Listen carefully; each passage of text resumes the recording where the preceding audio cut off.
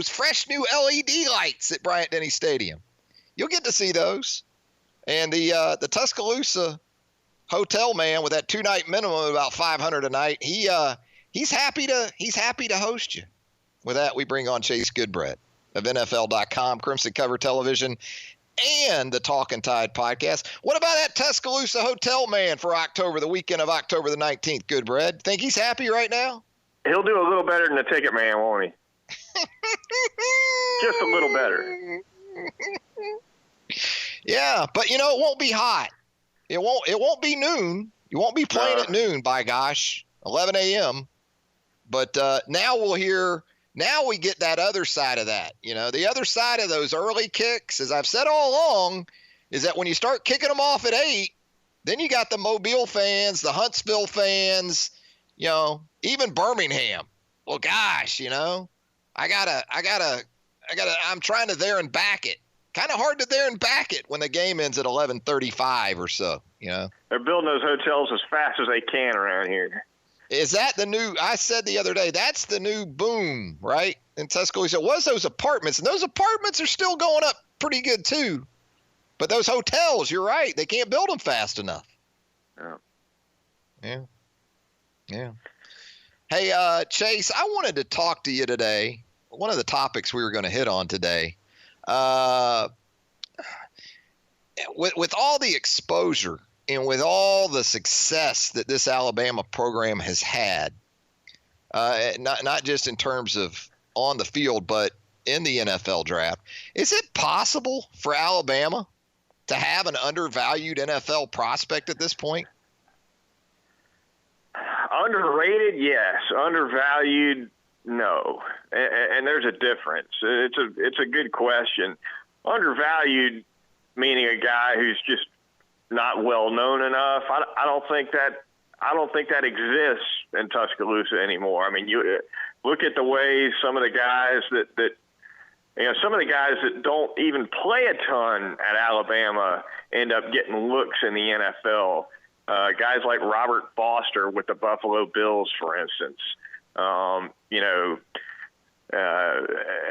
Johnny Dwight. I mean, some of these guys who Alabama fans barely even get to see end up at least with a training camp look, and that tells you all you need to know. And what else tells you all you need to know is that on Pro Day, when most of Alabama's top prospects are sitting around, not even doing anything because they're sitting on their combine numbers, and the Robert Fosters on the roster are the ones who are doing most of the work. Those scouts are paying attention like it's Reuben Foster instead of Robert. So yeah, undervalued, I don't think it happens. Now, underrated, of course, that's a different thing. You look at a guy like Levi Wallace, for instance. He's looking underrated, isn't he, with the year he's having with the Buffalo Bills. He's starting to put together a real nice-looking pro career early as it is. But, yeah, undervalued, I don't think that exists in Tuscaloosa here.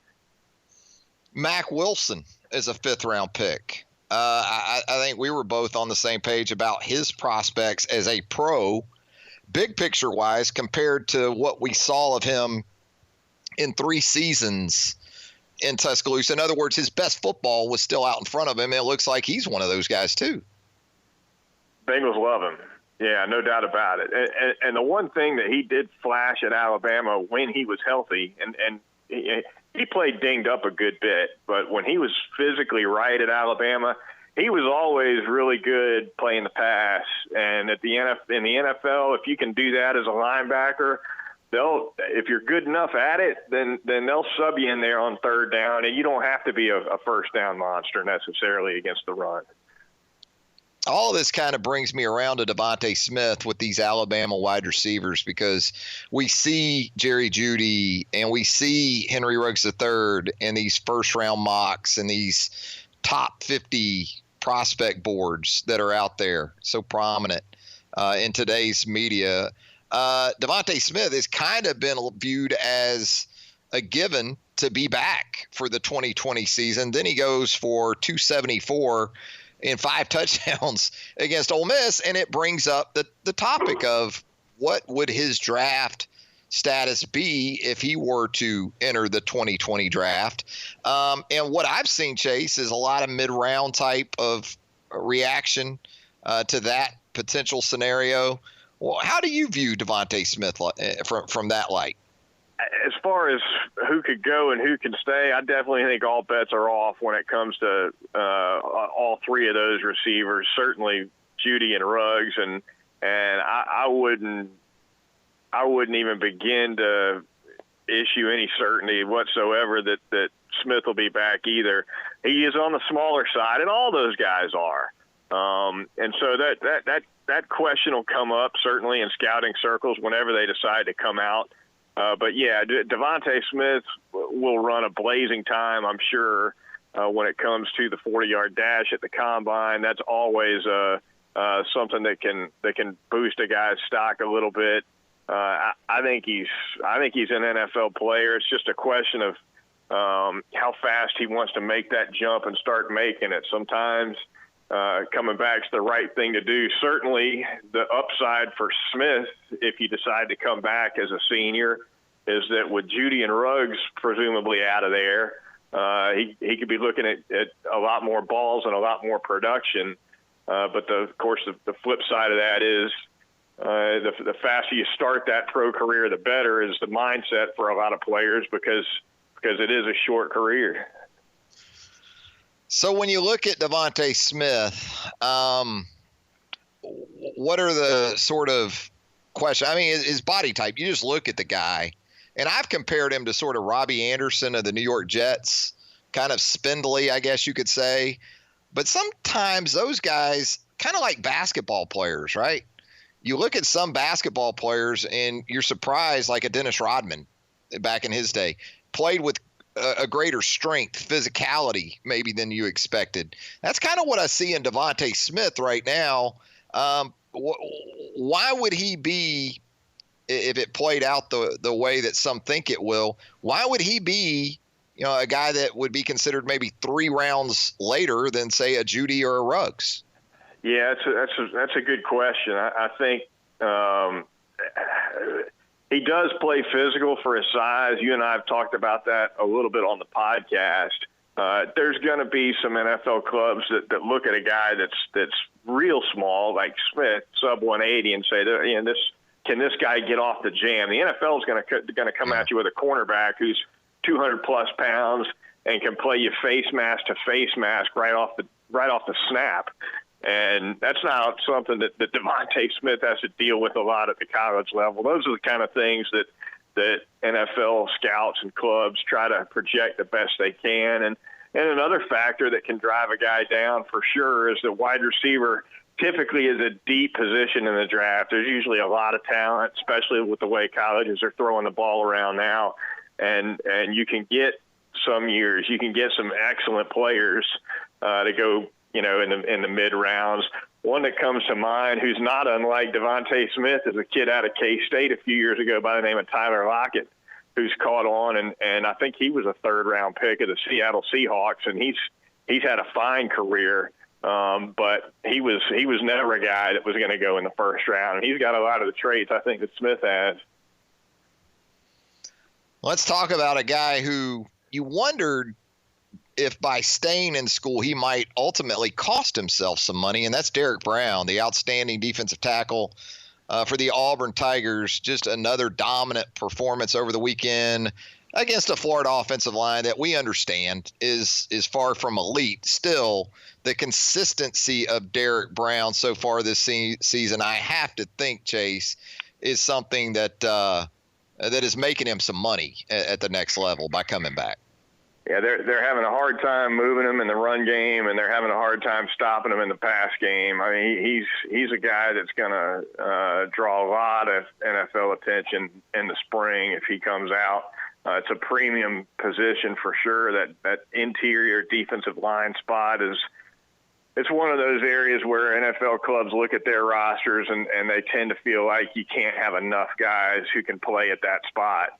And if he's a 3-down guy, particularly somebody that they feel like can give him enough push in the passing game to play on 3rd down, that'll enhance value all the more. I think he's a legit candidate for the Outland, frankly, at this point. You know, the good news for Auburn in that Florida game was that Derek Brown returned 2 fumbles for 53 yards. The bad news is, well, twofold. First of all, he didn't return one or both for touchdowns. And secondly, he was actually Auburn's second leading rusher with 53 yards behind Jatarvius Whitlow there for the Auburn Tigers. Hey, Chase, as we let you go here, I guess Clemson, no Alabama over the weekend. That really opened the door for Ohio State to sort of showcase, the team that it is, and an impressive performance against a Michigan State team. A lot of 3-star Steves on that roster up in East Lansing, okay? Not the most talented team, as we know, on an annual basis there for Michigan State, but still an impressive performance.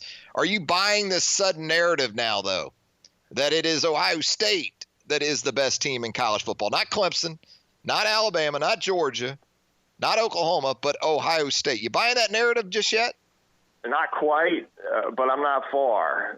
I'd kind of like to see Ohio State run into a better offense, frankly, than Michigan State before I put any sort of a stamp on them. Now, we know Michigan State can play a lot of defense, and that win was the most impressive win that Ohio State's had to date. I don't think there's any question about that. But right now, I trust that Ohio State offense a little bit more than I trust the defense. I think what they were able to do, kind of doing some things in that second quarter against Michigan State to put that game away. I think Fields and that offense, they're good enough to score plenty of points on just about anybody. But I want to see a little bit more out of that defense before I hang a number 1 on them. Are we becoming desensitized, Chase, to the 5-touchdown passing performance by college quarterbacks these days? I mean, it seems like we have 5 or 6 every weekend now. Joe Burrow's doing it. When LSU's throwing 5-touchdown passes every weekend, it's a different game than, say, 10, 15 years ago. It's unbelievable the way they throw it. 3rd and 2 is a passing down now for just about anybody. It's a take a shot down. It's a take a shot down on 3rd and 2 because more and more teams are going for it on 4th and 2, it seems like, Chase. It is. It's a different game for sure, and in a lot of ways it's more fun to watch. Now, I think but you're right, the passing production is pretty much off the charts, and I think the teams that can run the ball and pound the ball, they're becoming so unique now that at some point they're going to get a lot harder to defend. And Nick Saban, I think, for a long time got some mileage out of that. But now, of course, Alabama's pretty much sold into the whole RPO thing. And as we know, the RPO at Alabama this year has been a lot more POs than ROs. It seems like, watching the NFL with all these teams still looking for a first win, Tua might have to quarterback 3 or 4 NFL teams as a rookie next year. It seems like they're all sort of in tank mode already at the next level. Hey, Chase, as always, appreciate you joining us here on the program. Always great stuff at NFL.com. Crimson Cover Television, Friday nights, 6:30. You can find that, WVUA. That's great stuff as well. And the Talking Tide podcast that Chase and I have collaborated on now for, 4 years now? We're into that? Something 4. like that? Yeah, year 4. Always good stuff. Almost as long as The Sopranos at this point. Hey, Chase, thanks again. We'll do it again soon. Thanks, man. Yep.